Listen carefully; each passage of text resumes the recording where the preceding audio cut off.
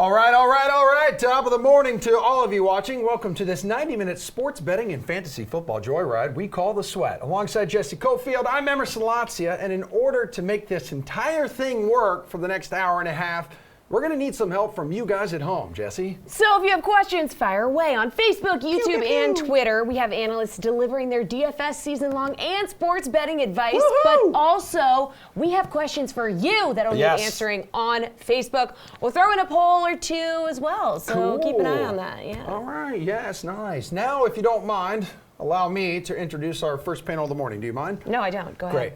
Great. DraftKings contributor Jeff Fulrick, the fantasy girl Rosalie Michaels. Hey, everybody. What's up, guys? Good to see you. Great. Starting with the one o'clock. Let's just start with the 1 o'clock game, shall we? Yeah. Fantastic start. Great. All right. Potential Super Bowl preview here. 49ers and Ravens. DK Sportsbook favoring Baltimore by 5.5 in this one. Who covers, Jeffrey? I mean, I Nope, just don't can't hear you. understand. Let's try and Sunday, fun day.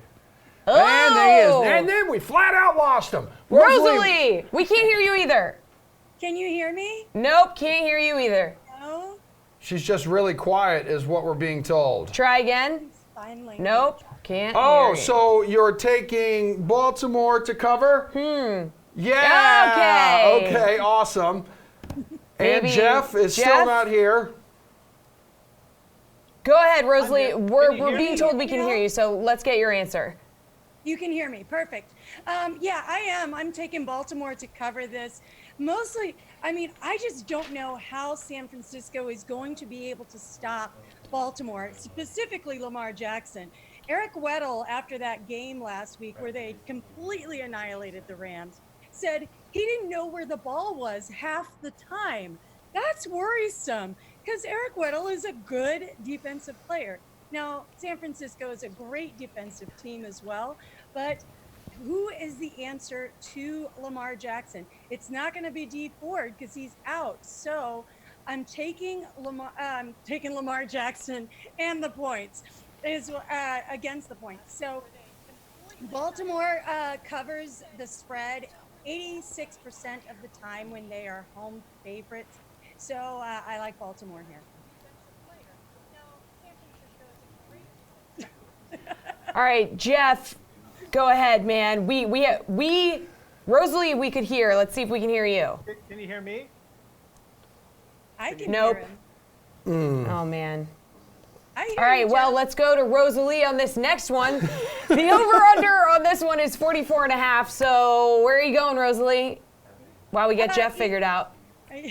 Yeah, I can hear Jeff, so I could probably translate for you to I'm him. taking San Francisco. He's taking Baltimore as well. Oh. San Francisco, he said. Crazy. I'm gonna say what I think Jeff will think. So yeah, I think that it goes over here with the weather. A lot of people are thinking under. There could be some some defensive scores here as well. At 46, I was kind of under, but now that it's 44.5, I like the over here. Just that 1.5 points does make a difference. Baltimore's defense is good at home. They only allow about 19 points a game. So San Fran is going to have a harder time scoring, I think, than Baltimore will, but just cannot get over how well Baltimore is scoring against everyone. All right, Jeff and Rosalie, we're having some audio issues, so we're going to go to Pat Mayo right now, but we'll be right back with you guys. The $5,000 range for running backs this week is super tricky because you have Mixon with Dalton back. He's been getting all the workload. You don't know what's going on with Jalen Samuels, but if Pittsburgh gets behind, then he's going to get a bunch of receptions. Eckler is just kind of a good play every week. You just have to hope he finds the end zone. If Drake is actually the guy in Arizona, he's a great play against the Rams, but you're not going to have that certainty. I think Kareem Hunt against a pretty ferocious front four and run-stopping defense of the Steelers, this does feel like a game where Kareem Hunt ends up catching like 8 passes, and I don't think a lot of people are going to own him in this contest, that at least his floor is going to be super solid, and you need him to have like a 2-touchdown day or even a touchdown day where he has like the ceiling James White performance. You could have that out of him. And then you have Miles Sanders and Jonathan Williams. Like Miles Sanders played 84% of the snaps last week with Jordan Howard out. This is, sneakily enough, a revenge spot for Jay Ajayi at $3,000 though. There you go. Yeah, Jay Ajayi back from the dead. And it's true. You can make a case for a ton of these guys in here, from Mixon all the way down to Williams. And I plan to attack this range. Like I said, regardless if you pay up for Christian McCaffrey, these are the type of guys you can use as your second, even your third running back, depending on the build. All of them have relatively good ceilings. It's more about game script, because guys like Samuels, Kareem Hunt, they're not, they're going to be catching the ball. They need to probably be behind, whereas some of these other guys, you hope they're out in front and burning the clock. Yeah, like if you think that for whatever reason that the Chargers and Browns pass a ton in their respective games, somehow they fall behind, which would go against what the spreads are telling us, then both of them become really good options. Absolutely. And vice versa. If you think the Browns have somehow hit a groove and that Chubb can be effective, they're going to control the game. You saw it last week. Kareem Hunt, only a handful of targets. And I'm not saying that's going to be what we see each and every time, but I don't think he gets to like double-digit targets in a game that the Browns control from start to finish. Agreed. So then you have Jonathan Williams to circle back there at $5,300. Houston's a good run defense. They've been worse over the past few weeks, especially since Watt went out. But it took Williams until carry number 19 to really get going in that game. It was encouraging for his fantasy prospects to see him on the field and catching passes over Nyheim Hines in a lot of these situations. So I do think he's a pretty decent play despite having a tough matchup against Tennessee. Yeah, I mean, he's someone, if you're going to give him that, because there's a lot of teams, I watched that game, that would have went away from him after that first half. I mean, he had a ton of carries and he was ineffective. If they're going to keep giving him the ball 20 plus times on the ground, chip in with a couple targets, well, he's going to have plenty of opportunity at this price range. And I don't know how you really turn down volume like that for a $5,300 price tag. So it does seem like, although you mentioned Phillip Lindsay, I think I'd rather all those guys over Phillip Lindsay, just knowing that they're going to be in a split. And Brandon Allen just doesn't pass to running backs. So that really caps the ceiling on a lot of both Freeman and Lindsay as pass catchers out of the backfield if they're not getting the ball at all. I think the only guy that you really want to play on Denver, I guess you could use Noah Fant if you wanted to. But I think that Cortland Sutton, coming off sort of a down week, is in a really nice spot to rebound at receiver. So I'll probably stay away from those running backs. But if we were to pay up, let's say we don't take McCaffrey, it doesn't seem like anyone's going to own Nick Chubb at that price in this matchup. That could be a nice pivot play if you wanted to. Henry, despite a tougher matchup against Tampa, people are going to use solely because he had a giant week last week, and that's how this stuff works. Same as Fournette. Derrick Henry against Indianapolis. It's Fournette coming off the big week. People will still use him against Tampa Bay, but he's catching passes, so that's good. So that leaves Barkley, Bell, and Aaron Jones, I think, as three guys that will come in drastically under-owned on this slate. And all three of them have really nice matchups. They do. And, to me, Saquon probably the most interesting just because of how bad he's looked. Now, I don't know, of course, is he hurt? Is there something going on? But, man, the price, it's a rare – it almost seemed impossible to think that you could get Saquon at this price in a good matchup with what I don't think will be overwhelming ownership by any stretch. And not love it. And yet here we are, he's kind of almost a secondary option at running back. And that has me interested against Green Bay at home for the Giants. Yeah, I actually picked the Giants against the spread plus 6.5. I just think that their defensive line, while it's not a great run stopping unit, and hence Aaron Jones, they can attack the quarterback pretty well. Yeah, they can get some pressure, and at home, I don't mind that. Obviously the Packers were, I thought that was a chance for them to really state their claim in the NFC.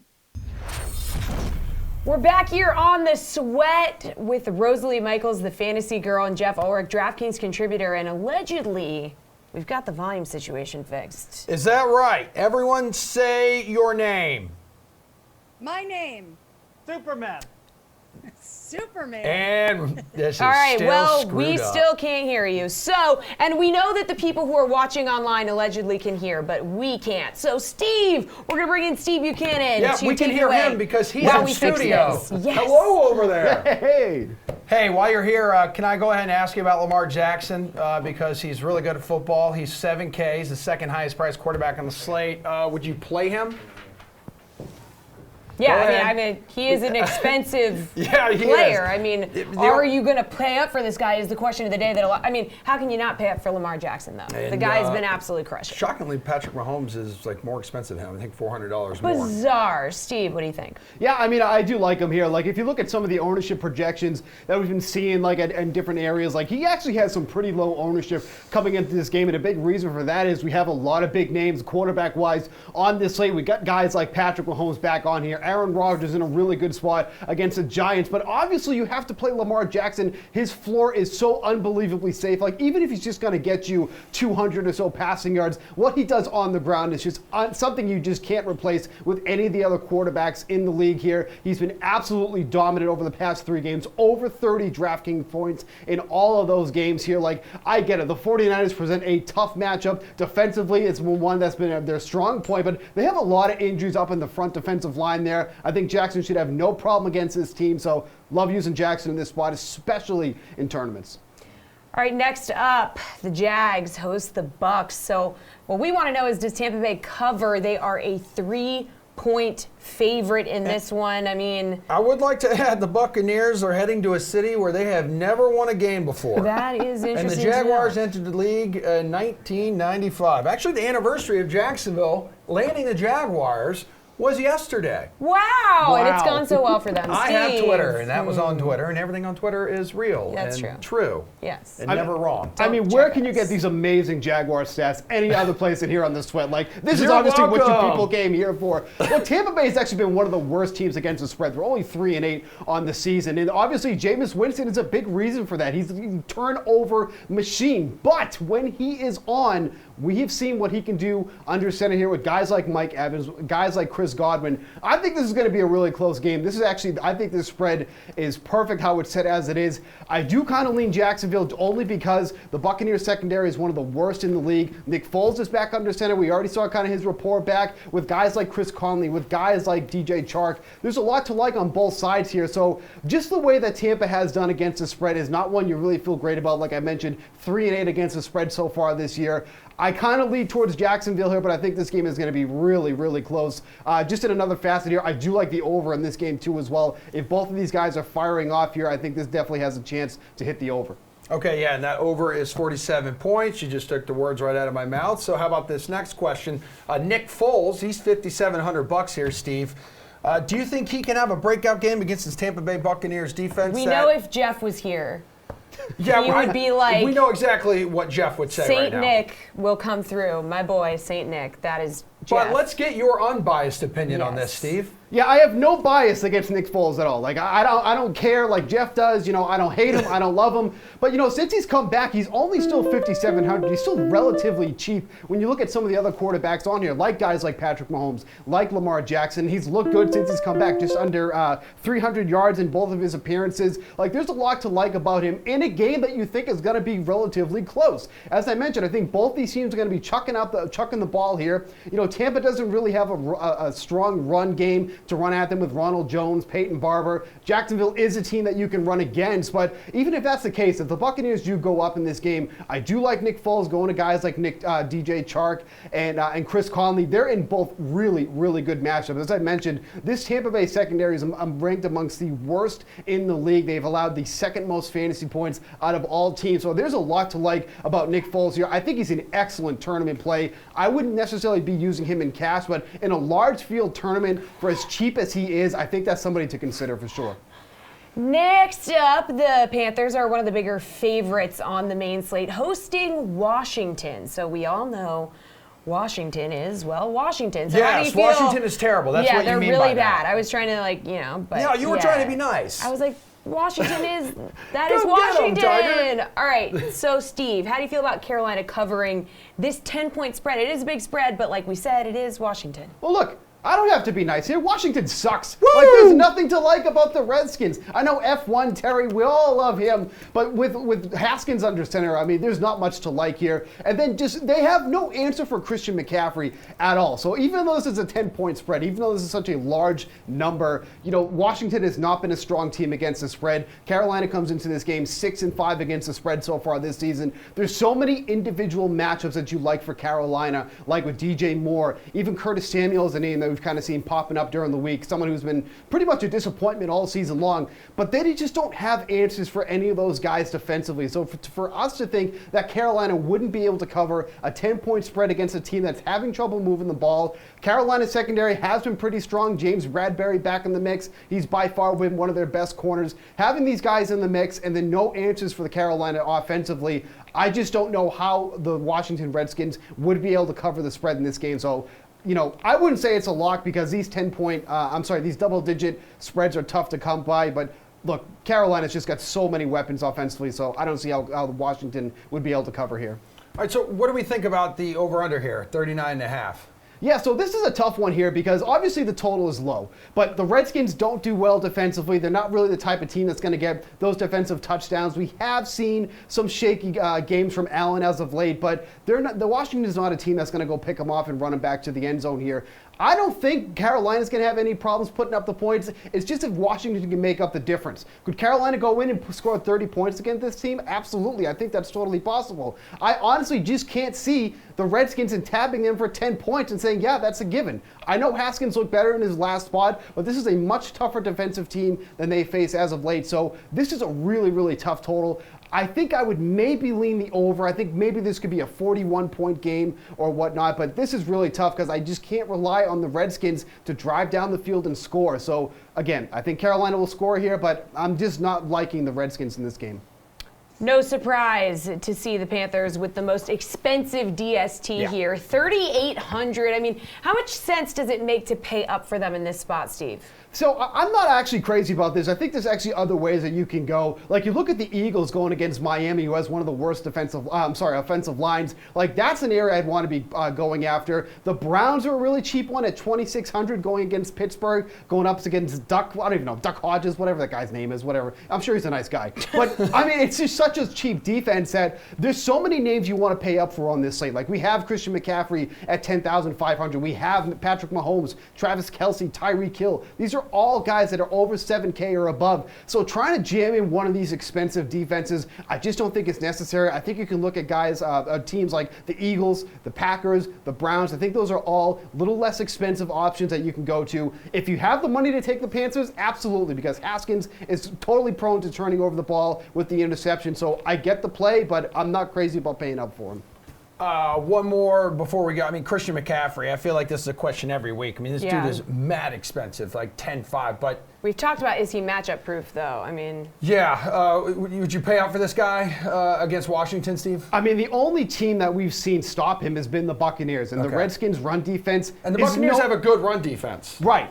And they have a very good run defense, but Washington is not even close to that realm. Okay. Like, you can definitely pay up for McCaffrey because I think there's actually a lot of good value at running back. You look at some of the expensive names on this slate. Leonard Fournette, not in a good spot. Who else we got on here? Aaron Jones. Derrick Henry, 76. Yeah, Derrick Henry, another one. Nick Chubb, 78. All guys who were in really tough matchups. Chubb had about 90 yards against the Steelers when he faced them. That's not really, it's a good line, but for fantasy purposes, if he's not reaching the end zone, doesn't get it done with as expensive as he is. Derrick Henry's in a really good spot. He should have smashed in the prior 2 weeks against Kansas City and Jacksonville, two poor run defenses. Now he faces a lot tougher ones. So there's definitely ways to pay for McCaffrey and get somebody like Jonathan Williams on the Colts or Philip Lindsay on the Broncos. There's ways to even out the salary at the running back position. So if you have the cash, he's a cash game lock. You have to pay him in cash. In tournaments, if you can fit him in, by all means, definitely take him if you can. Okay. All right, Steve, thank you. We're going to rip through the rest of the 1 o'clock slate coming up. Hey, I'm Brendan Glasheen here for DraftKings with an exclusive offer for sports bettors in Pennsylvania. Kick off the holiday season right with our can't-miss offer for Black Friday and Cyber Monday. For a limited time, DraftKings Sportsbook will allow new bettors to bet risk-free in Pennsylvania all weekend. And get this, DK Sportsbook will cover your net losses up to $200. This exclusive offer is for new users who have not yet placed a bet on the DK Sportsbook. $5,000 range for running backs this week is super tricky because you have Mixon with Dalton back. He's been getting all the workload. You don't know what's going on with Jalen Samuels, but if Pittsburgh gets behind, then he's going to get a bunch of receptions. Eckler is just kind of a good play every week. You just have to hope he finds the end zone. If Drake is actually the guy in Arizona, he's a great play against the Rams, but you're not going to have that certainty. I think Kareem Hunt against a pretty ferocious front four and run-stopping defense of the Steelers, this does feel like a game where Kareem Hunt ends up catching like 8 passes, and I don't think a lot of people are going to own him in this contest, that at least his floor is going to be super solid, and you need him to have like a 2-touchdown day or even a touchdown day where he has like the ceiling James White performance. You could have that out of him. And then you have Miles Sanders and Jonathan Williams. Like Miles Sanders played 84% of the snaps last week with Jordan Howard out. This is, sneakily enough, a revenge spot for Jay Ajayi at $3,000 though. There you go. Yeah, Jay Ajayi back from the dead. And it's true. You can make a case for a ton of these guys in here, from Mixon all the way down to Williams. And I plan to attack this range. Like I said, regardless if you pay up for Christian McCaffrey, these are the type of guys you can use as your second, even your third running back, depending on the build. All of them have relatively good ceilings. It's more about game script because guys like Samuels, Kareem Hunt, they're not, they're going to be catching the ball. They need to probably be behind, whereas some of these other guys, you hope they're out in front and burning the clock. Yeah, like if you think that for whatever reason that the Chargers and Browns pass a ton in their respective games and somehow they fall behind, which would go against what the spreads are telling us, then both of them become really good options. Absolutely. And vice versa. If you think the Browns have somehow hit a groove and that Chubb can be effective, they're going to control the game. You saw it last week. Kareem Hunt, only a handful of targets. And I'm not saying that's going to be what we see each and every time, but I don't think he gets to like double-digit targets in a game that the Browns control from start to finish. Agreed. So then you have Jonathan Williams to circle back there at $5,300. Houston's a good run defense. They've been worse over the past few weeks, especially since Watt went out. But it took Williams until carry number 19 to really get going in that game. It was encouraging for his fantasy prospects to see him on the field and catching passes over Nyheim Hines in a lot of these situations. So I do think he's a pretty decent play despite having a tough matchup against Tennessee. Yeah, I mean, he's someone, if you're going to give him that, because there's a lot of teams, I watched that game, that would have went away from him after that first half. I mean, he had a ton of carries and he was ineffective. If they're going to keep giving him the ball 20 plus times on the ground, chip in with a couple targets, well, he's going to have plenty of opportunity at this price range. And I don't know how you really turn down volume like that for a $5,300 price tag. So it does seem like, although you mentioned Phillip Lindsay, I think I'd rather all those guys over Phillip Lindsay, just knowing that they're going to be in a split. And Brandon Allen just doesn't pass to running backs. So that really caps the ceiling on a lot of both Freeman and Lindsay as pass catchers out of the backfield if they're not getting the ball at all. I think the only guy that you really want to play on Denver, I guess you could use Noah Fant if you wanted to. But I think that Cortland Sutton, coming off sort of a down week, is in a really nice spot to rebound at receiver. So I'll probably stay away from those running backs. But if we were to pay up, let's say we don't take McCaffrey, it doesn't seem like anyone's going to own Nick Chubb at that price in this matchup. That could be a nice pivot play if you wanted to. Henry, despite a tougher matchup against Tampa, people are going to use solely because he had a giant week last week, and that's how this stuff works. Same as Fournette. Derrick Henry against Indianapolis. It's Fournette coming off the big week. People will still use him against Tampa Bay, but he's catching passes, so that's good. So that leaves Barkley, Bell, and Aaron Jones, I think, as three guys that will come in drastically under-owned on this slate. And all three of them have really nice matchups. They do. And, to me, Saquon probably the most interesting just because of how bad he's looked. Now, I don't know, of course, is he hurt? Is there something going on? But, man, the price, it's a rare – it almost seemed impossible to think that you could get Saquon at this price in a good matchup with what I don't think will be overwhelming ownership by any stretch. And not love it. And yet here we are, he's kind of almost a secondary option at running back. And that has me interested against Green Bay at home for the Giants. Yeah, I actually picked the Giants against the spread plus 6.5. I just think that their defensive line, while it's not a great run stopping unit, and hence Aaron Jones, they can attack the quarterback pretty well. Yeah, they can get some pressure, and at home, I don't mind that. Obviously the Packers were, I thought that was a chance for them to really state their claim in the NFC. Alrighty, we're back here on the Sweat, continuing our look at the early slate of 1 o'clock games, and by we, I mean me. DraftKings contributors Steve Buchanan and Greg Ehrenberg are here to give their hopefully hot takes, and hopefully Greg is with us. All right, important game for the AFC South standings when the Titans face the Colts. DK Sportsbook favors the Colts by 1. Greg, who wins this game? All right, moment of truth. Can you hear me? Oh, I can hear you. Thank God. There was a part of me that considered, like, what if I just mouth words for like the first 5 seconds? I don't want to give anybody a heart attack. I like the Colts in this spot. I think it's a really close game. The line is pretty much fair. If we look at the DVOA numbers, they're really close. But just because the Colts are at home, I'm going to give them the slight advantage. And the other thing also is that they've been so good at stopping the run this year that I think that should give them a little bit of an advantage because the strength of the Titans offense is Derrick Henry. Steve, talk to me. Yeah, so I think Greg in all this, confusion is forgetting about all the injuries that the Colts are dealing with right now. They don't have Marlon Mack. They don't have T.Y. Hilton. They don't have Eric Ebron. And we look at the way Ryan Tannehill has played over the last 3 games. He's been pretty damn good. 254 passing yards, 38 rushing yards, 5 touchdowns through the air, 3 touchdowns on the ground. Like, he's been doing a lot for the Tennessee Titans. This is a very tough spot for Derrick Henry. And obviously that's a big thing there to consider. But I think there's enough for the Titans that they can actually win this game on a very injury-depleted Colts offense right now. And when the Titans have been underdogs, they're 3-2 against the spread and usually cover by an average of 8 points when they're underdogs. So I think this is a really enticing spot for the Titans at +1. So like the Titans. Greg, is this going over or under 43.5 points? Yeah, so I'm going to go with the under here. Like Steve said, the Colts are dealing with a lot of injuries on the offensive side of the game. If we've looked at what their game plan's been, kind of regardless of who's in at running back, whether it's Marlon Mack, whether it's Jonathan Williams, the game plan has been to run the ball on the ground, and that does tend to slow the game down. And if we look at the Titans side of the game, even though Tannehill has played well, I still think that overall their game plan is going to be trying to get the ball to Derrick Henry. With both sides of the game looking to run, it's going to be a slower paced game, and I think not a whole lot of points are going to be scored. Talk to me, Steve. You going under as well? No, I'm actually going to go the over on this one as well. Like, you look at what Tennessee has done over their last 3 games. They're averaging 32 points per game, but they're also allowing a ton of points, about 27 per game as well. Like, and I know that we talked about all the injuries that the Colts have right now, but one guy I particularly like is Jonathan Williams, who's once again going to get the start with Marlon Mack out of the picture. He has been so extremely efficient in his 2.5 starts that he's made coming into that game when Marlon Mack was injured and then the game subsequently. But I think there's a lot to like about both sides here, even with the injuries here. Like, Jack Doyle has the potential to have a huge game being one of the top receivers here. They use him a ton in the red zone when Eric Ebron is out of the mix. Then we add T.Y. Hilton out of the mix too as well. Like, I think there's a lot to like on both sides here. I don't think this is going to be like a 50-point plus game, but I think this game can definitely hit the over. Colts have a good run defense, but is Derrick Henry, he's 7,600, matchup proof at this point here, Steve?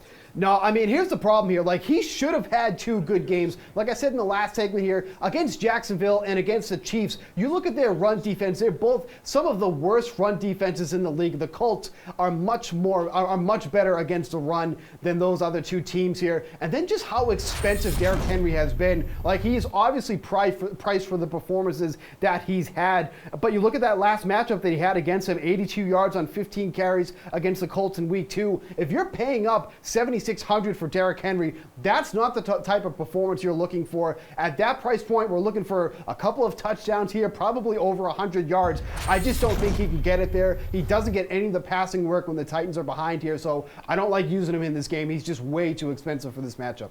Steve is not on board with this, Greg, so what do you think?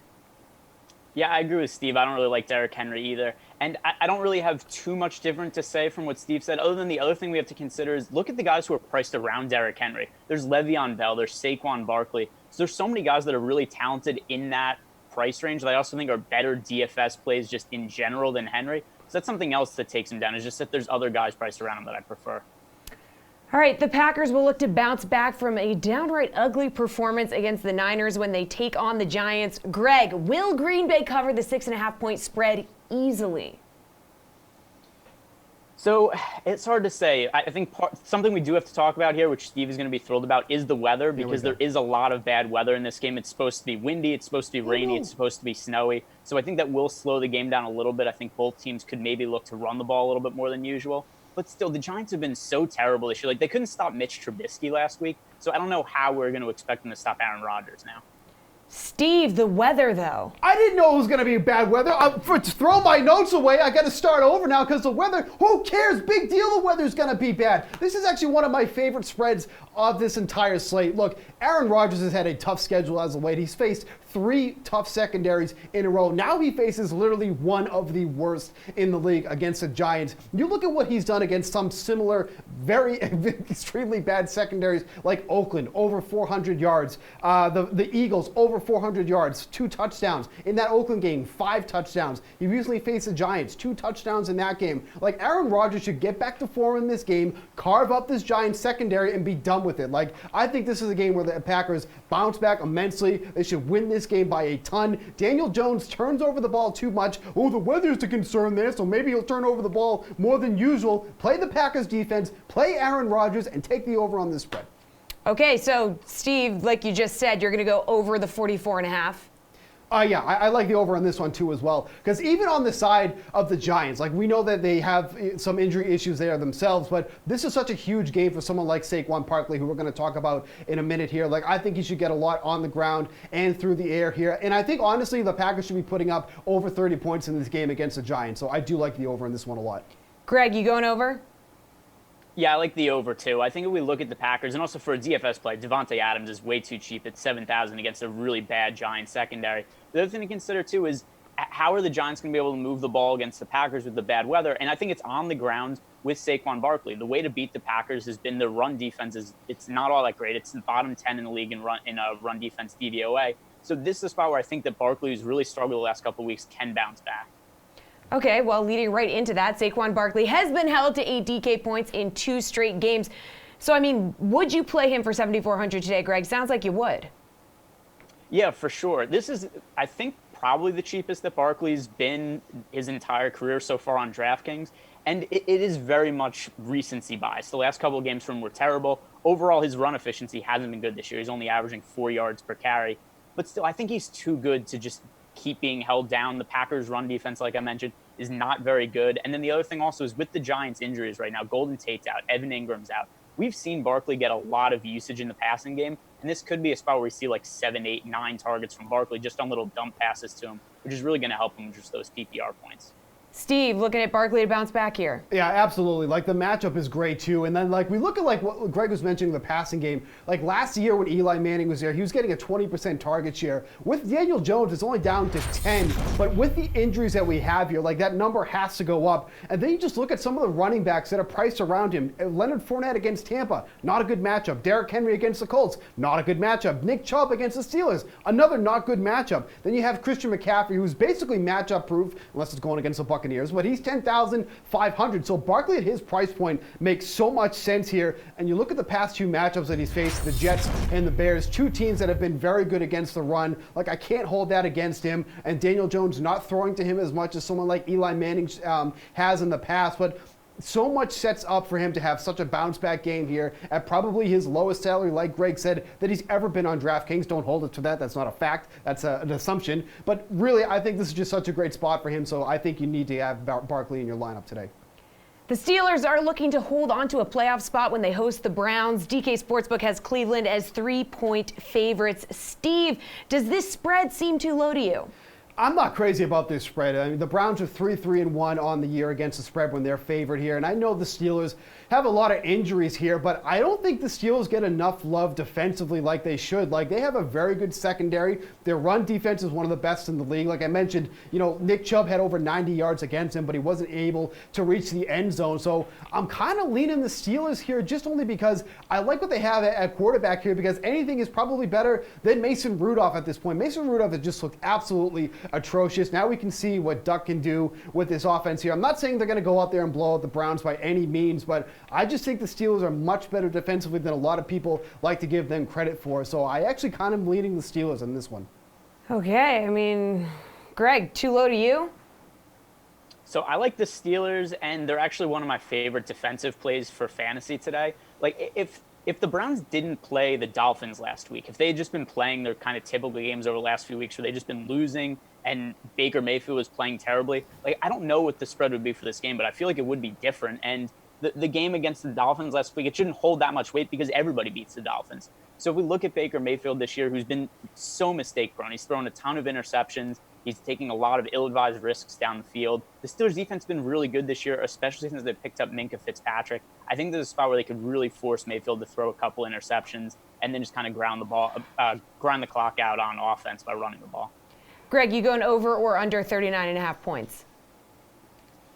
It's a really low total, so it's hard to have too much confidence in the under, but still, I think that the Browns are going to have trouble scoring against the Steelers. And then also the Steelers' offense, I know they made the quarterback change, but still, it's hard to believe that somebody who is backing up Mason Rudolph is going to be that effective coming in to play quarterback in Hodges. So I'm going to slightly lean towards the under, but a little concerned that defensive plays could lead to touchdowns and maybe short fields for offenses.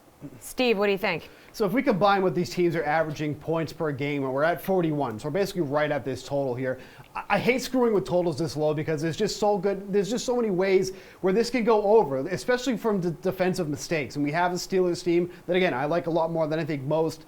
Baker Mayfield is no stranger to turning over the ball. You know, Duck, we haven't really seen too much when he's been playing as well. So I'm going to lean with the over on this one, just ever so slightly, because I said they're both right there with what they score in average per game. But like I said, I hate betting unders on totals so low because there's just so little room for error for this to stay under. So I'm going to go with the over on this one.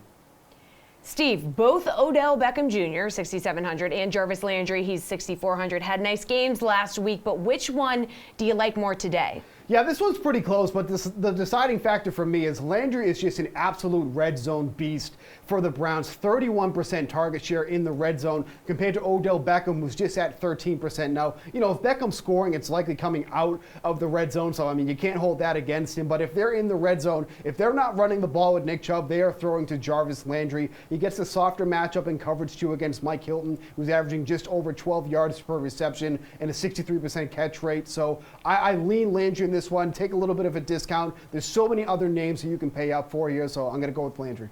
Greg, where are you going? Neither of them. Like, I don't think there's any reason to have to target the Browns passing game in the spot against the Steelers. If I had to pick one, I would lean towards Beckham just because I do think that he's the better player. He has the big play upside.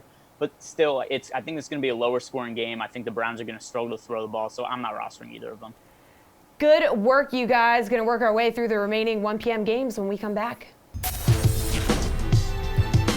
Hey, I'm Brendan Glasheen here for DraftKings with an exclusive offer for sports bettors in Pennsylvania. Kick off the holiday season right with our can't-miss offer for Black Friday and Cyber Monday. For a limited time, DraftKings Sportsbook will allow new bettors to bet risk-free in Pennsylvania all weekend. And get this, DK Sportsbook will cover your net losses up to $200. This exclusive offer is for new users who have not yet placed a bet on the DK Sportsbook. Okay, two more early games to get to, and here to lend a hand is DraftKings contributors Greg Ehrenberg and Jeff Ulrich. Jeff, we haven't heard from you yet, so let's start with you. The Eagles have scored only 19 total points over their last two games, but they're still 10.5-point favorites against the Dolphins in Miami. Can Miami cover? Oh, God. It feels so good to be heard finally. Yes! No, I don't think that the Dolphins can cover here. Look, the bloom is kind of off the rose with this team. I mean, this is still a team, an offensive line, adjusted sack rate. They're last in the league. Like, they're just not good. And then you have the Eagles, who you saw them against the two other non-Patriot division AFC East opponents already. They absolutely blew the doors off them. This is a very, very good defensive line. They've been trending upwards of late. I think the Eagles defense is going to take control of this matchup. I think this is going to be a blowout. I don't think Carson Wentz is going to have to do that much. I don't think the offense is going to have to do that much. And it is a good spot for Miles Sanders to get on track. There's just not really an area of where I think the Dolphins can exploit. Maybe they can get Devontae Parker going for a bit. But as we've seen with Ryan Fitzpatrick, he turns the ball over too much. And the Eagles defense, like I said, even their secondary has been trending well late. I think the Eagles defense just takes over this game. I think the Eagles cover pretty easily, actually. Do you agree, Greg? It's hard to say because the Eagles overall have not really been a good team this year, and 10.5 points is a ton. But how do you trust the Dolphins either? Because they've also been terrible this season. So I do worry a little bit about a potential backdoor cover from Ryan Fitzpatrick towards the end of the game because we have seen the Eagles be prone to giving up big plays. So I don't trust the line at 10.5. I'll lean towards the Eagles just because I do think it's a team with more talent. I think it does really help them that Zach Ertz is going to be active today. We've got Alshon Jeffrey coming back. So there is some more firepower on the offense and a little bit more potential for Carson Wentz to have a big game through the air. And then maybe somebody like Miles Sanders, maybe Jay Ajayi kind of run the ball out in the second half. All right, Greg, over or under 44.5 points here? Yeah, I'm going to take the over here because I do think the Eagles shouldn't have any issue putting up points. They're my favorite team to target for DFS. The other thing to consider here also is this is one of the only good games for weather on the entire slate. There's a ton of games that are just awful weather, windy, snowy, and this game is going to be perfect weather being played in Miami. And then also I think that Ryan Fitzpatrick will be able to put up some points in this game, and also particularly in garbage time, maybe prevent defense. He's able to hit like Devontae Parker for a touchdown or something like that. So I think this game should pretty comfortably hit the over. What do you think, Jeff? I think I lean towards the over as well. Look, I see this game playing out a lot like the game that Miami had against Cleveland last week, and they hit 65 points there. And a lot of it was, like Greg said, it was just backdoor cover time by Miami after their defense had basically just gotten mauled for 2 quarters. So I see that. I could see that playing out exactly the same. I could see a pick 6 happening, adding some points here. I think 44.5 is just too low. It's good weather. And Alshon Jeffrey being back, Ertz being healthy, it only adds to the over here. So this is actually probably one of my favorite totals. Yeah, speaking of the Eagles tight end, Ertz, $6,700, has at least 18 DK points in 3 straight games. Will he continue to be a good play, Jeff? You know, this is just me reading the tea leaves. I don't have any inside information on the team. I don't think Zach Ertz is going to play that much today. I think you're going to see a lot of Dallas Goedert. Zach Ertz sustained an injury in practice during the week. It's very questionable. The Eagles, obviously lifted someone up from the practice squad just as insurance. When a team does that, it's generally not because they want to. It's because they have to. I think Zach Ertz here might be a kind of an emergency availability. You might see him play a couple snaps at the beginning of the game, kind of similar to David Johnson earlier in the year in that injury situation. Again, this is just me reading the tea leaves. This isn't any guarantee here, but I don't think Zach Ertz is going to play that much. And with an injury concern that significant at 6,700, no, I'm definitely going to take the under here, and I wouldn't touch him for DFS. Yeah, Greg, he is officially active. I guess his hamstring feels good after pregame warm-ups, but Jeff kind of makes a point. I mean, you don't really know how much they're going to actually need him against this team. Yeah, so I think one thing that's pretty concerning is when Ertz was interviewed, I think it was yesterday, 2 days ago, and they asked him about the injury, he said he's going to try to push through it. So that doesn't really signal to me like somebody who's really healthy, that somebody's like, hey, I have this injury, it's an issue, but I'm going to gut it out and I'm going to play through it. And then if you look at the matchup against the Dolphins, the Eagles are double-digit favorites. So let's say the Eagles get up by 17 or 20 points late. Like, why push Zach Ertz at that point? So I think if we look at the slate, like Travis Kelce's only a few $100s more expensive. If you have room to go up a tight end, that's where I'm looking. And there's just a lot of good values for cheap. Like we could go to Tyler Higbee. We could go to Jack Doyle at tight end. So to me, where Ertz is priced, I don't think he makes for a very good play. All right, Greg, we have the Jets. They are 3-point road favorites against the only winless team in the league. That would be the Bengals. Andy Dalton's back. Who covers? So I'm kind of leaning towards the Bengals here. They are very desperate for a win to the point where they'd basically given up on the season and they lost all the games to start the year, 0-12, and they were like, okay, we're going to bring back Andy Dalton because we want to go 1-15. Like that's why Dalton's back. The Bengals are really trying to play for a win at this point. They're not really tanking because they kind of already have the number 1 pick locked up. They are undefeated. I don't know what's the term for a team without a win. I'll call them defeated for a reason. Yeah, they're just completely defeated right now. Yeah, they're defeated. They haven't been very good this season at all. But it's not like the Jets have been a juggernaut either. And I do think that Dalton being back is going to help the Bengals offense a bit. And I really like Tyler Boyd as a DFS play today. All right, what do you think, Jeff? Yeah, I think I'm going to lean towards the Bengals side here as well. I mean, look, the Jets have been nice the last couple weeks, obviously, especially if you've been riding Sam Darnold. But you got to look at quality of opponent, too. This is a team that can easily let down in this spot. I mean, they did lose to the Dolphins earlier this year, and that game was on the road. I think Andy Dalton being back here is pretty significant. The Bengals are facing a pretty weak secondary here, too. And guys like Tyler Boyd, Auden Tate, even if they get Joe Mixon involved a little bit in the pass game, I could see the Bengals putting up enough points here to at least keep this within 3. And they have actually done well at keeping games tight. Even against a quality team like the Ravens, they were able to keep tight earlier in the year. So at 3 points, I'm going to have to lean towards the Bengals. I'm not sure if they get the outright, but I do think this game is going to be a lot closer than people think. All right, Jeff, would you go over or under 42.5, though? God, yeah. This is kind of right on the number for me. I think I'd have to lean under just because the quality of these two teams and the pace that the Jets kind of like to play at is so slow. The Bengals do tend to try and pick up the pace, especially with Andy Dalton earlier they did. But again, I just don't trust these teams enough, these offenses. I could see 23-17, 20-17 kind of playing out. I could see 23-20 too, but I really feel like if you're going to make a choice, go with the under. These two teams just aren't good enough. This one's really close. This is one I'm not touched personally as a total, but if I was asked to choose, definitely under. Greg, Jeff says you got to go with the under. Yeah, I'm going to lean with the over, and I don't want to put words in Jeff's mouth. He's not saying you have to go with the under here. It's not like he's saying, hey, empty the bank account. Everybody, we're going with the under here. It is one that's really hard to have like a really strong judgment on because we see these kind of weird games a lot towards the end of the season where there's two really bad teams that play against each other. It's kind of like something has to give. Like the offenses are bad, the defenses are bad, but it's kind of like what's the worst of what could happen. So these are kind of the spots that I do like for DFS just because it's a spot where everybody's cheap and there's some minimal chance of a shootout. And so for that reason, I think we look at guys like Le'Veon Bell as upside. Tyler Boyd, I mentioned he is upside. I lean slightly towards the over and then more of a favorable DFS game than actual betting game. All right, who's taking a shot on Andy Dalton, $4,700? Is that you, Greg?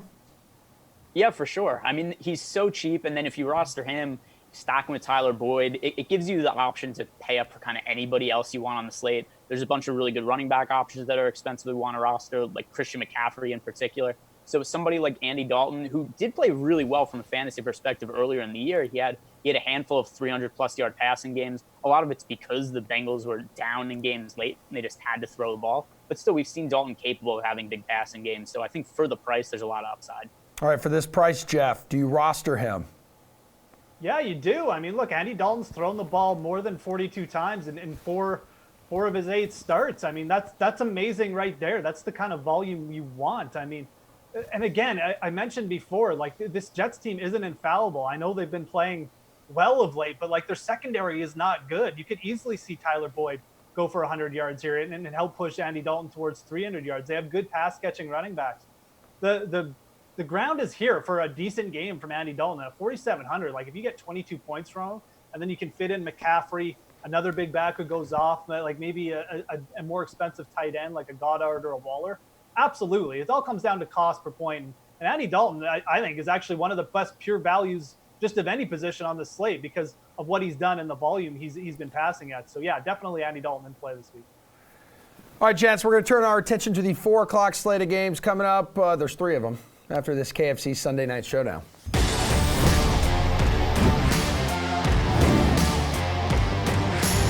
Patriots-Texans in Houston Sunday night, possibly a playoff preview with a whole lot of familiarity on both sides, and hopefully you're familiar with us. Adam Kaufman, Steve Buchanan. This is the Sunday Night Showdown series presented by KFC. We know how uneven, Bukes, that Tom Brady's offense has been so far this year. Very up and down, obviously. Talk is cheap. I know, but very kind. Would you take a Pats player for your Colonels pick, though, for that captain spot? No, absolutely. I mean, we're going to be going with Julian Edelman here. Like, if Tom Brady needs to find somebody, Edelman's been the guy. He has over 10 targets in 6 straight games, 27% red zone target share. And you see who's going to get in coverage. He's going to be getting Vernon Hargreaves. This is somebody who has allowed a 72% catch rate, 13.8 yards per reception when they do catch the ball. So I like Julian Edelman a lot in this game. All right, so that's one option for your cart in there, I suppose. About 45 projected points. Pats barely favored. They are favored, though. So examine your other lineup options. Who would you add? So we're going to go with actually the Patriots defense. This is something we've been utilizing in these showdown games. Look, Deshaun Watson has really struggled with that offensive line in front of him, averaging just over 3 sacks a game, and this Patriots defense is generating about 3 sacks a game. So you put all that together, and then that's not even mentioning they're averaging 17.5 DraftKings fantasy points on a week-to-week basis, absolutely dominating in that facet of the game. So I think those are 2 plays you can take a look at. Here's a fun fact. Pats, of course, 10-1. They are also 10-1 all-time against the Texans. And New England's former offensive coordinator and current Houston head coach Bill O'Brien, he has never, ever beating his old team. Nice. All right, that'll do it for the latest edition of the Sunday Night Series presented by KFC. Try KFC's 2 for $6 deal today. You can choose any of these 2 KFC favorites. You got only $6 for the famous bowl, pot pie, extra crispy chicken tenders, crispy kernel sandwich. Whole lot of options for you. They're finger licking good. Anyone else feeling peckish? You peckish? I'm peckish.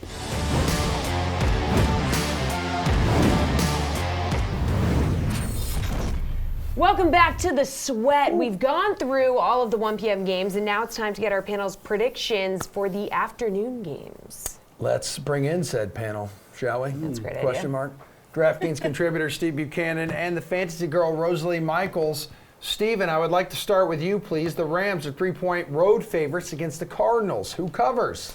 This is an easy one, and Rosalie's gonna love this one because I'm definitely going with the Cardinals, who are 7-2-1 against the spread as underdogs this season. I know the Rams have been very well against the spread as well, 6-3 as favorites, but this is a Cardinals team that has just been so good offensively as of late. And this is a Rams team who, quite frankly, has been struggling offensively as of late. So I like the Cardinals a lot in this spot at home. Kyler Murray has been absolutely doing it on the ground, through the air. I think there's a lot to like about the Cardinals here, and I just feel like they're not getting enough love against a Rams team who has not looked good for at least 3 or 4 weeks now. So I'll take the Cardinals in this spot. I will say this, though, Rosalie, since hiring Sean McVay in 2017, the Rams 4-0, both straight up and against the spread when it comes to facing the Cardinals. Yeah, I appreciate the love, Steve, but I am on the opposite side of this. I think this is absolutely plot a twist. get-right spot for the Rams. It's you know what, they were embarrassed last week in that game, embarrassed. And so I think they have to win this game. They have to get themselves back into the situation. Yeah, the Cardinals, you know, there are some teams that the Cardinals play really well in the division, like the 49ers. The Rams are not one of those teams. They don't play very well against the Rams for whatever reason. But the problem here is not that the Cardinals can't score, because they can, to Steve's point. They absolutely can score. Problem is they can't keep anybody else from scoring either. So I think the Rams do run up the score here. I think they cover in Arizona and win the game, sadly. All right, Rosalie, the total in this one is 47.5. You going over or under? I'm going over here. 8 out of the 11 games that Arizona has played have been over 47 points. That's incredible. And their last 3 games have all gone over 53. As I said, both teams are mediocre at scoring, pretty good, right? 14th in scoring. But Cardinals cannot stop anybody from scoring. So I think this goes over 47 and is in the 50s. Steve, got to go over here? Yeah, kind of like what Rosalie was saying here. Like, I think this actually might turn into a shootout. Like, I think very much that it's going to turn into a shootout. Both teams just don't have any answers for each other defensively. Like, we look at, like, fantasy points allowed. The Cardinals have allowed the most to quarterbacks and tight ends. We look at what the Rams are doing. They're struggling in the secondary. Even the addition of Jalen Ramsey hasn't as been the shutdown corner that they expected him to be. Christian Kirk is back in the mix. You know, there's so many options for Kyler Murray to go in this game. Like, even someone like Andy Isabella, who's hard to use, but he's someone who's capable of breaking off one of those 40, 50-yard receptions to make a big difference in this game. So I think there's just too many question marks defensively on both sides to think that this game can't go over here. I think this absolutely has a good chance of going over. Yeah, it's no secret, too. Jared Goff's just been absolutely terrible his last few games, and especially as a fantasy choice. Make that last 3 games. Only 6 DK points in each, but the Cardinals love to give up points. Steve, would you play Goff for 6,000? So here's the thing. I think Goff is a shaky cash option, even in a game where there's going to be a lot of points scored, because they could come on the ground with someone like Todd Gurley. But I think he's an excellent tournament option. And like you said, the Cardinals have given up the most fantasy points to opposing quarterbacks. And you look at the schedule that Jared Goff has just endured over the last 3 weeks. He's faced teams that are all in the top 10 for the least amount of fantasy points allowed to opposing quarterbacks, with the Ravens, the Bears, and the Steelers. So if there was a game where he does bounce back, we think maybe he can still be a capable quarterback in the NFL, this would be the one. This is going to be a big test for him, because if he can't get it done in this game, then there's something seriously wrong with the whole Rams offense as a whole. So yes, tournament option, I'm absolutely for him, but probably staying away from him in cash. Rosalie, what do you think? We got a couple guys on our YouTube page right now that are like, no, hell no, I'm way off, but low ownership. Yeah, low ownership is exactly right. And I like Goff a lot this week for a lot of the reasons that Steve just said. Here's where the Cardinals defense is terrible. Against the QB, against the wide receiver, and against the tight end. Those all speak well to Goff. People are off Goff because 0 touchdowns, 5 picks in the last 3 games. I get it. But to Steve's point, he's been playing really good defenses. And as I said earlier, Cardinals are not a really good defense. He's 6th in pass attempts. That means he's going to have all the opportunity, and he's not afraid to throw the deep ball. This is his get right spot. He's probably priced a little high given his struggles, but he's got everyone around him to make this easy for him. As Steve said, if he doesn't get right here, there's something seriously wrong there. But I'd take the shot on him. The Chiefs are favored by 11 against the Raiders today. Rosalie, can KC cover that? Yeah, they can. The Raiders are the worst team at stopping 20-plus yard pass plays. Guess what Mahomes loves to do? Tyreek Hill, bye-bye. So he's beaten Oakland by 32 and 18 points in his last 2 games. And the Chiefs have won 4 straight versus the Raiders. And in fact, you got to look at it. This is going to be an easy game for Mahomes. Yeah, the wind, yeah, but it's Arrowhead. They're at home. They cover at home 87% of the time. They're going to cover today, too. Steve, what do you think? Yeah, I think the Chiefs cover on this spot is as well. 5-4 against the spread as favorites. The Raiders actually as underdogs are 5-3, so they're right there as well. But one of the things I think is not talked about enough is that the Chiefs secondary has actually quietly been pretty solid all year long. Over the last 3 games, they're averaging only 108 receiving yards, 3 touchdown totals over those last 3 games. So we just saw Derek Carr have immense struggles against a Jets secondary that has been roasted every week except when they played the Raiders. And now they're going to come face a much better Chiefs secondary. I think there could be some issues with Derek Carr moving the ball in this game. And now he's without Hunter Renfrow, who I think has punctured lungs. That leaves him with basically Terrell Williams and Darren Waller as his go-to option. So I like the Chiefs to cover here. I know this spread keeps creeping up more and more, but I don't see how the Chiefs don't just dismantle this Oakland secondary that is amongst the worst in the league. Yeah, the total is up there to 49.5 points. Would you go over or under that, Steve? Yeah, I'm going to lean the under in this one just because of what I was saying about how Oakland could have struggles moving the ball. Like, both teams have done very well in the over here. Both have done it more often than not. But again, I just don't see where Oakland's going to move the ball. They could be handing off the ball to Josh Jacobs because the Kansas City Chiefs are one of the worst front defenses in the league. But Jacobs is one of those guys that if they're down a lot, they're going to script him out. Jalen Richard is the guy who gets the pass catching targets, not Josh Jacobs. So there's a lot to like on the Kansas City side. I think they can put up over 30 points here, but I just don't see Oakland making up the difference. Rosalie, 49.5. You have 2 choices, over or under. Going under with Steve for a lot of the reasons that he already said. We know that Oakland's going to score. Kansas City's going to score. Not sure that Oakland can keep up with them. They're going to try to throw the ball a lot. And in fact, Steve was kind of previewing one of my fades for later there. But yeah, Kansas City 2-6 at home for the over under. So I'm going under in this matchup. Travis Kelce is the most expensive tight end on the slate at $7,200. Will he be worth that much, Rosalie? It's still kind of expensive. I mean, he's got such a safe floor. His targets are high. And against Oakland, they gave up 24 fantasy points to Indy, 23 to Fells, 16.5 to Graham, and 10.5 to almost 10.5 to Griffin last week. But I do think this is going to be a Tyreek game. Like I said, I think there's going to be a lot of long touchdown bombs. But Kelce's just got a safe floor, so I don't mind paying up for him. But I think there's some really good choices down below as well. Steve, 7,200. What up? So here's the thing with Travis Kelce. So many people are going to be paying down at tight end. Jack Doyle's an enticing option. Tyler Higbee against the Cardinals is a good option here. Kelce is just in a smash spot against the Raiders. 9.8 DraftKings fantasy points allowed to opposing tight ends. The fourth most in the league. 25% red zone target share. He should absolutely be able to go off in this game against a Raiders defense that has struggled against this position. So I think Kelce is someone to pay up for in tournaments, in cash. I think you can absolutely use him in this game. Guys, we have 1 minute till we have to say goodbye to our friends on News 12 in Long Island, so make this one quick. Chargers are favored by 3.5 against the Broncos in Denver. Who wins this one, Steve? Oh, this is such a Broncos game. You cannot trust the Chargers as favorites. 1-5-1 against the spread when they're favored, so stop favoring them because they don't cover. Okay, Rosalie, who covers? I'm actually going opposite here. Drew Lock starting. Rivers is in a must-win situation here. The news came out that Anthony Lynn said that he will bench Rivers if the poor play continues. Rivers is no dummy. He's going to play better. I'm picking the Chargers here.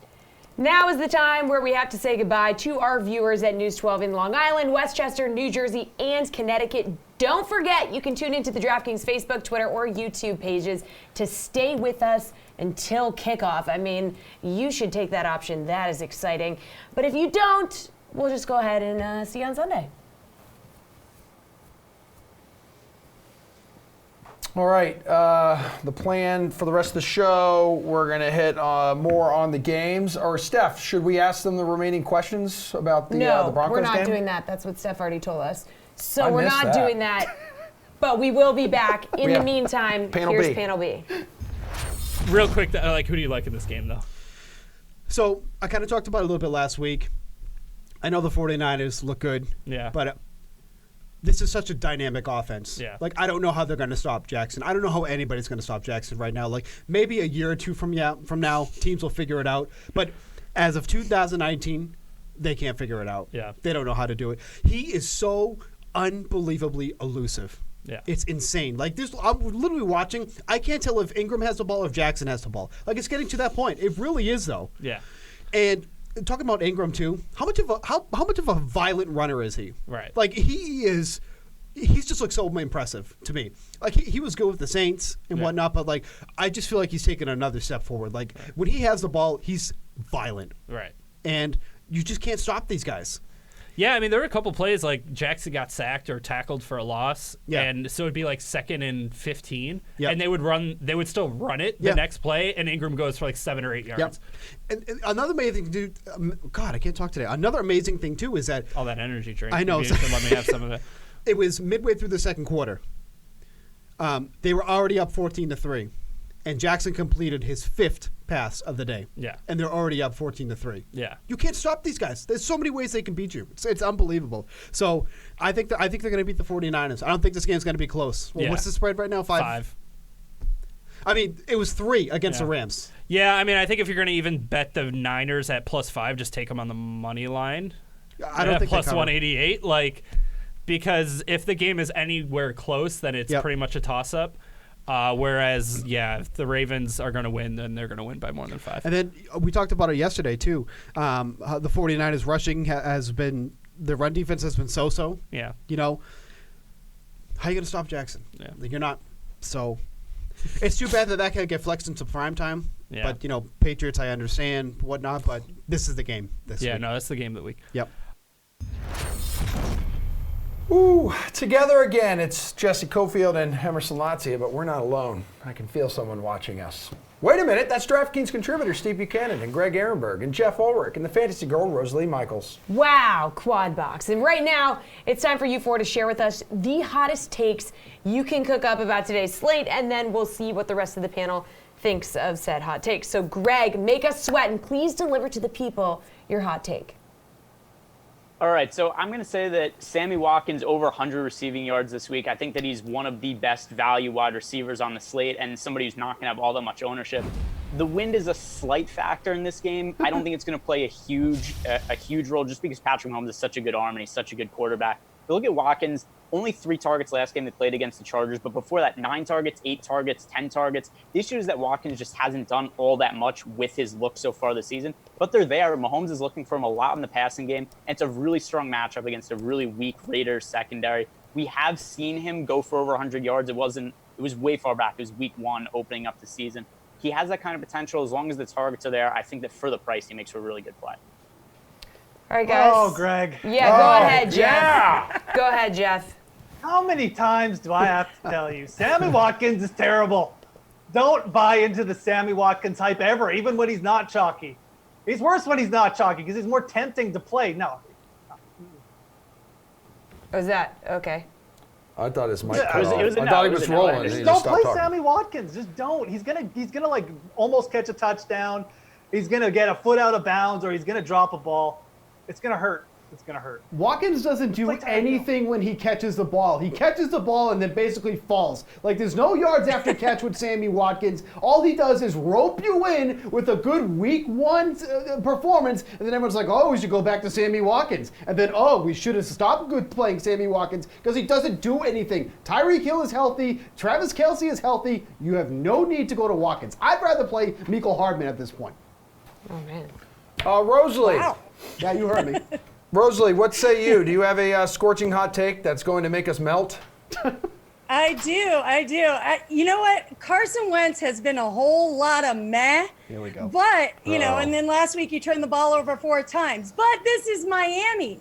So I'm calling Carson Wentz with 4 touchdowns this week. Whoa. He's not had 4 touchdowns. He's had 3 versus Washington in week 1 and 3 versus Green Bay in week 4.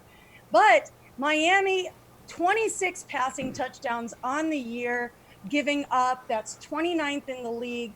Gave up 41 points last week to freaking Baker Mayfield. So, and then Buffalo, 37 to Buffalo the week before. Philly's going to be flying high with the Dallas loss. They know they've got an opportunity here. He's got Alshon Jeffrey back, and so that's his favorite target. So they're ready to take the top spot in the NFC East. And I'm calling Carson Wentz 4 touchdowns this week. Oh, boy. Steve, your reaction to that, please. 4 is a tough one. Like I'll say, 4 is a good hot take because we haven't seen him do that at all this season. We've only seen him top 3. But the problem is that I question a lot of the health of Philly right now. Like, I know Alshon Jeffrey's in. Is he actually fully healthy? Zach Ertz is supposedly playing well. Kind of like what Greg talked about at the top of the show. It's pretty concerning the way he was talking about it, how he's going to play through the injury. It doesn't really make me feel like he's healthy enough. So they like to run the ball. We know they like to run the ball. This is a Miami defense that you can run again. So I think 4 is going to be really tough for them to come by because especially if they get up early, they'll just run the clock down with their ground game there. So I think 4 is just too much. All right, Steve, Don't forget that all those cornerbacks are not healthy for Miami as well. So there's opportunity there. And I think Zach Ertz is going to be more of a decoy in this game, more so than anything else. And Dallas Goedert's going to score at least 2 touchdowns today. See? There you go. Here we go. At least 2. Passing touchdown to Miles Sanders. No problem. We got this. Hey, Jeff opening up the possibility for 3 touchdowns for Dallas Goedert. Rosalie makes a good point. Yeah, she does. Greg, would you actually buy 4 touchdown passes from Carson Wentz today? Well, so here's the deal. To say the Dolphins' defense is bad isn't exactly the hottest of hot takes.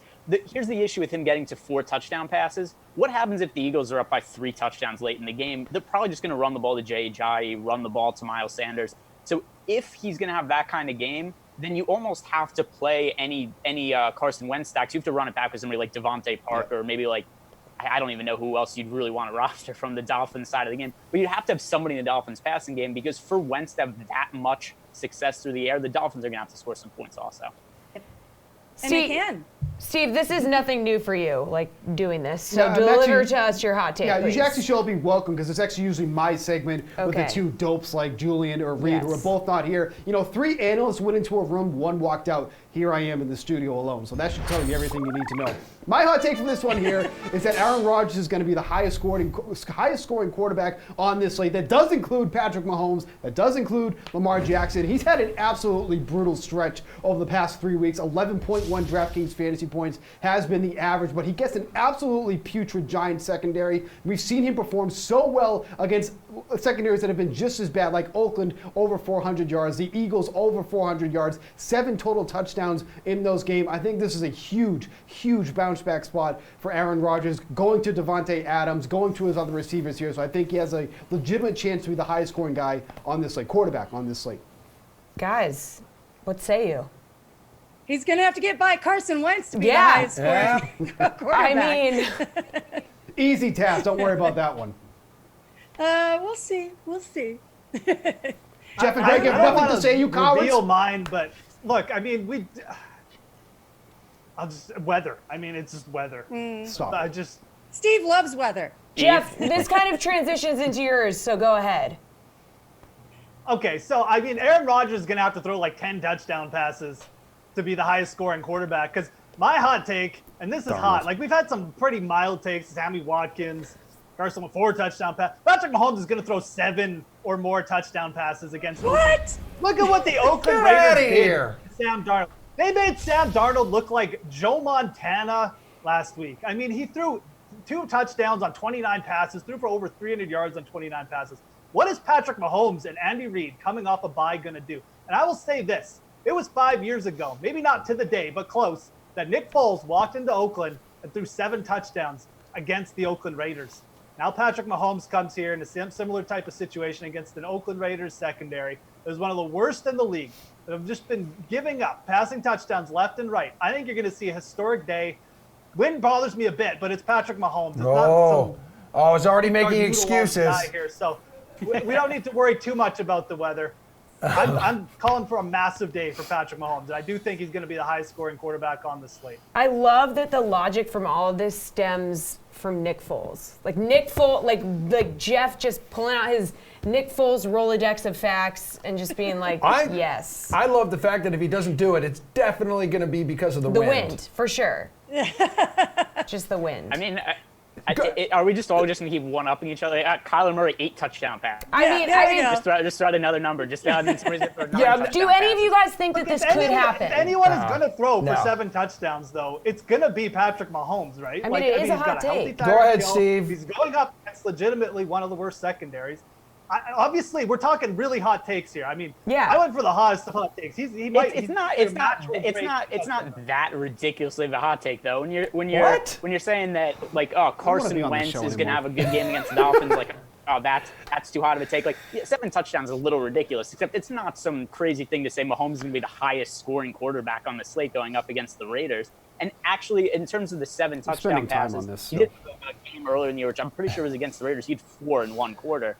So it's possible, but Mahomes to say is a good play and is going to be the highest scoring quarterback slate. Not a hot take. Jeff, your hot take just broke Steve. He verbally said, "I do not want to be on this show anymore." Like this ridiculous take is actually taking up more screen time than questions that actually people have legitimate things to think about. So I'm going to do a quick power ranking here of who makes the worst hot takes because it's changed all of a sudden. It used to be Julian. He's not here anymore. It used to be Reed. He's not here anymore. Congratulations, Jeff. You can take your whiteboard, put worst hot takes behind it, and hang it on your wall because that was the dumbest thing I've ever heard on this show, and we have heard some dumb stuff on here. Please go to a break. Go to whatever we have to do. Is Pat Mayo up next? Whatever. Break. Do something. That was absolutely horrific. I'm ashamed to be on this show today. All right, we're going straight back to Jeff. It actually sounds like Steve is fading Jeff's hot take. And speaking of fades. Okay, speaking of fades, from hot takes to hard fades, Jeff,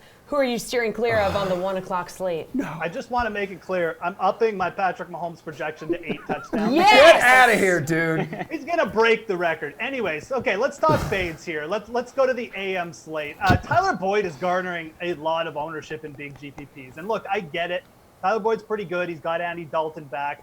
I do feel like people are just overestimating how good this duo actually was. They weren't really that good earlier in the season. So it's a nice spot, but when you start to look at that salary range, you've got guys like Robert Woods going up against the Arizona Cardinals. You've got Terry McLaurin going up against one of the weakest secondaries in the Carolina Panthers. And also, don't forget, Terry McLaurin basically was wide open for 2 touchdowns last week. Like Haskins and McLaurin will get that figured out. I just feel like in big GPPs, there are way better upside spots than going with Tyler Boyd. So I think at high projected ownership, Tyler Boyd is actually a pretty easy fade this week. Rosalie, who are you fading? I'm fading OBJ. Steve talked a little bit about it earlier when you asked him about Landry versus OBJ. He's 6,700 versus Pittsburgh. Now, last week he had his first touchdown since week 2. So now everybody's all crazy, like it's great situation again. But that was versus Miami. Pittsburgh pass defense is a whole lot better than Miami's.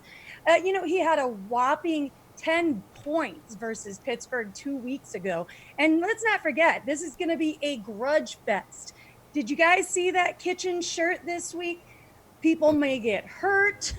Pittsburgh does limit the perimeter receivers to 6th most on the season. So they're tough against the perimeter receivers. Where they're not tough is against the slot, where Landry is.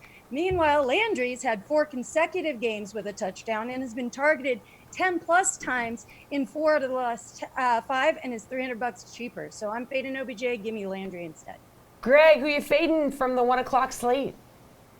Yes, so Derrick Henry, we talked about him a little bit earlier. It's not a great matchup for him going up against the Colts. He doesn't have a lot of involvement in the passing game. His price has gone way up. And the other issue, too, is just there's really good plays around him that I prefer. 7,400, I mean, Le'Veon Bell's there. We've got Saquon Barkley, who I like a decent amount today. He's right around the same price tag. So for the price and the matchup, I think that Derrick Henry is a pretty easy stay away for me.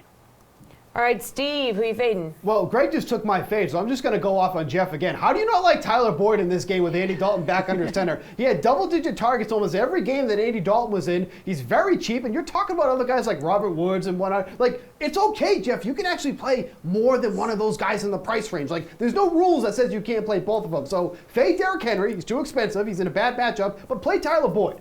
Jeff, I wish they fixed everybody's microphones except yours. That would actually make the show a lot better. Or if I just did the show myself as I was in the beginning of the show. Okay. Steve, I'll let you go first when we're talking top fades here for the late games. Have at it. Yeah, so I'm going to go with Courtland Sutton here. We only have 3 games that we're talking about, but he's the number 1 option for the Broncos in this game. He's going to get some decent coverage against Desmond King, who does allow a ton of receptions, but the yards per reception is fairly low. It's just under 10. So I think Sutton with the new quarterback, with Drew Lock playing, I think this is a game more for the running on both sides. You like Melvin Gordon, you like Philip Lindsay on both sides of this game, but I think through the air, both these teams are going to struggle. So I think Courtland Sutton is someone to fade in the afternoon games. Rosalie, 4 p.m. slate. Who's steering clear of? Yeah, I'm fading Josh Jacobs. I know everybody is on him versus that Kansas City run defense. I saw somebody they tweeted out their lineups. 3 out of the 4 of them had Josh Jacobs in them. And so he's going to be very heavily owned, but he needs touches in order to score well. He had 9.9 fantasy points versus KC week 2 at home. This is going to be, they're going to have to keep up with the Kansas City offense. So he's going to get written out of the game script pretty early, I think. He's not going to be involved in the pass game. Steve mentioned it earlier. He's not the pass catching back. That's Jalen Richard. And I think Oakland ends up abandoning the run and keeps throwing the ball against Kansas City. So I'm fading Josh Jacobs. Greg, who you got? Yeah, well, for sure. Also, if Patrick Mahomes throws 8 touchdowns, and Josh Jacobs, terrible game script for him. So that's something else to consider. I'm with Steve again. I also have Courtland Sutton here. And by the way, there was of any player we could have faded on the slate. Steve and I picked the same 2 players, which is pretty good. I guess we're on the same page. Steve and I might have the same exact lineups across the board. So Courtland Sutton, I think that for what his price is, and then also we have to consider that Drew Lock making his first career start at quarterback. To me, I just don't like to target offenses in passing games when a quarterback's making his first start. We see teams get a little bit skittish sometimes in terms of opening up the playbooks. We see sometimes a more run-heavy game plan. So for that reason, I think Courtland Sutton, not really a strong play today. And then also only 3 games in the afternoon slate. So not a whole lot of guys to pick to fade from. All right, last but certainly not least, Mahomie. I mean, I'm kind of on page with, obviously, Rosalie's take. My fade is Josh Jacobs for basically the reasons that I already laid out. I think Kansas City is going to put up a massive amount of points, and I just don't think that Josh Jacobs was going to get the opportunity. I think you're going to see quite a few targets for guys like Darren Waller, who's going to be a really nice comeback play. and potentially lower owned with all these cheap tight ends in target like Tyler Higbee and Jack Doyle. Waller could definitely go under the radar. And also a guy like Jalen Richard could be a surprise play. So I'm going to fade Josh Jacobs. All right, guys, we have some questions here from viewers who are watching, so let's hit a couple of these. Okay. Let's see, Steve, Jamison Crowder or Jonathan Williams, full point PPR? The PPR doesn't make a difference. I'd probably go with Crowder then. Williams is in a great spot, but if you're playing in a PPR format, I think Crowder makes more sense. Gregory, Lamar Jackson or Deshaun Watson? Oh, Lamar Jackson. It's a tough matchup for both of them, but Lamar Jackson has been so ridiculous for fantasy purposes this year that I think it has to be him. They're going up against the number 1 and number 2 defenses by DVOA, but Jackson it's him over every quarterback. Rosalie, DJ Moore, DJ Chark, or Mike Evans? Oh. I like Mike Evans this week. I think it's a Mike Evans. You either get Godwin or Evans. I think this is a Mike Evans week, so I'd go Evans. All right, Jeffrey, Larry Fitzgerald or Alshon Jeffrey? Whoa, that's kind of a tough one. I would probably go with Alshon Jeffrey, I think. Okay. I mean, Larry Fitzgerald just hasn't really had the huge production. I mean, it's nothing against him, obviously, but I mean, Alshon Jeffrey going up against a Miami secondary that's basically just playing people off the streets, trying to lose games. I could see Jeffrey putting up actually a pretty decent game there. Steve, Phillip Rivers or Ryan Tannehill? I mean, before she even said the other answer, I was already going with the next option. So it's Ryan Tannehill. You're not going to play Phillip Rivers. But to be fair, Ian Rappaport from NFL Network said today that the Chargers, and I think Rosalie mentioned this too, the Chargers are willing to bench him if he comes out looking as bad as he has the past 3 weeks. So just can't trust him at all right now. Okay, Bell, Saquon, or Aaron Jones? Rosalie. That's brutal. Aaron Jones. Good problem to have. All right. Right? That's like, I want that damn roster. What the hell? Greg. I do like all of them, but Aaron Jones for me. Greg Ertz or Ryan Griffin?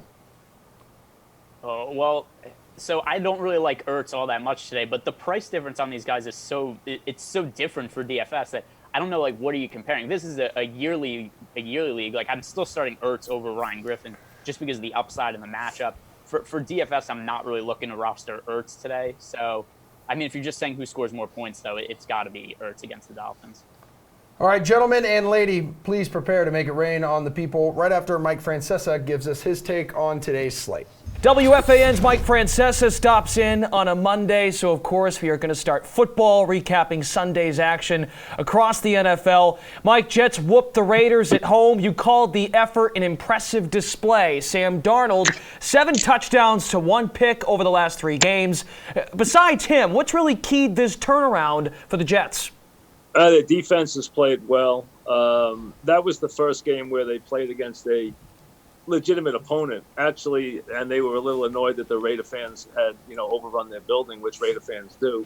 But I thought overall, Sam's play, the defense's play, in every facet, they've played better, and this was a complete game. Probably Raiders helped out. They played really lousy. They dropped a lot of balls, but I thought this was probably the most complete game the Jets have played all year. Giants lost their 7th straight, and the Bears tried to help them avoid it. I sense your irritation with Pat Shurmur and his repetitive messages after these losses. How ugly can this get with Green Bay and Philly next up on the schedule? Nothing worse than hearing a coach who's got nothing but a losing brand in his career to give you the same thing every week. Well, we're on the next week. Oh, well, we'll just go back to work. Oh, well, we tried hard. We're battling. We're young. And you don't see any progress. I mean, Trubisky was a guy who came in and he was looking for the exit. That offense has been unbelievably bad. Early in the game, they had penalties. Early in the game, they had drops. And then after that, the Giants let him get hot, and he throws for more yardage than he has all year. And they make every quarterback look like that. The Giants can't stop anybody. Their defense is atrocious. When you add in the fact that they make a lot of mistakes everywhere else, that's why they can't win a game. And let's be honest, if it wasn't for a crazy 4th and long play, that game's 19-7, and it's not even close after the first half. Giants missed a couple of field goals early, but the Bears could have been up 14-0 if they had held on to the ball. Listen, the Giants are just a bad team. Now they're going to get an angry Packer team that got embarrassed last night. Then they're going to get the Eagles, who are playing for their very lives on a Monday night in Philly. They're going to get killed the next couple of weeks. Okay, it is time to put a bow on this baby. DraftKings contributors Steve Buchanan, Jeff Ulrich, Greg Ehrenberg, and the Fantasy Girl, Rosalie Michaels. Happy December 1st, everybody. Okay, weird time to put that in. Time to make it rain on the people, important. though. So you're going to give us your must-start DFS play, a guy who's going to make it rain cash, and then we'll see which of our analysts hates your pick. Rosalie, ladies first. Well, the obvious choice is Mahomes with his 8 touchdowns, but Jeez. I am going. Oh, God. I'm going Alshon Jeffrey, $5,100 versus Miami at home. You know, they gave up 33 fantasy points to Hollywood Brown, 29 to Terry McLaurin, 37 to Smoke up in Buffalo. Ertz is active today, but I think he's going to be a decoy. So I think we're going to see a lot of balls coming Alshon's way. And as I mentioned earlier, all those Miami secondary injuries. So yeah, I'm talking about Carson Wentz and I'm talking about Alshon Jeffrey. Does anybody just hate that pick? I mean, what's the feeling here? I don't hate it. I mean, I definitely feel like some of these Philly pass catchers are going to go up. I would prefer just going with Dallas Goedert, maybe even as a flex, because I really don't think you're going to see much Ertz. But look, Alshon's in a similar situation.